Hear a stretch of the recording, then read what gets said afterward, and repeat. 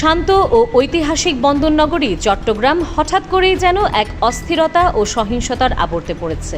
তুচ্ছ বাকবিতণ্ডা, পারিবারিক কলহ আর মাদকের ভয়াল ছোবলে অকালে ঝরে যাচ্ছে একের পর এক তাজা প্রাণ।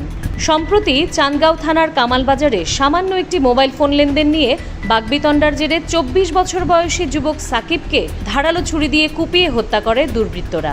ঘটনায় জড়িতদের ধরতে অভিযানে নেমেছে পুলিশ। চট্টগ্রামের বিভিন্ন এলাকায় একের পর এক ঘটে চলেছে রক্তক্ষয়ী ঘটনা। চন্দনাইশে স্বামীর কোদালের কোপে প্রাণ হারান স্ত্রী। অন্যদিকে ডবল মোরিংয়ে চিহ্নিত মাদক আসামিকে ধরতে গিয়ে গুরুতর ছুরিকাঘাতে আহত হন এক পুলিশ কর্মকর্তা। সবচেয়ে শিউরে ওঠার মতো ঘটনা ঘটে আনোয়ারার পূর্ব গুজরা গ্রামে। দীর্ঘদিন ধরে মাদকাসক্ত এক ছেলে তার নিজ মা ও বাবাকে এলোপাতাড়ি কুপিয়ে হত্যা করে, যা পুরো চট্টগ্রাম জুড়ে ব্যাপক চাঞ্চল্যের সৃষ্টি করে। সমাজবিজ্ঞানীদের মতে তরুণ সমাজের নৈতিক অবক্ষয় ও পরমত সহিষ্ণুতার মারাত্মক ঘাটতি সামাজিক বন্ধন শিথিল করে দিচ্ছে।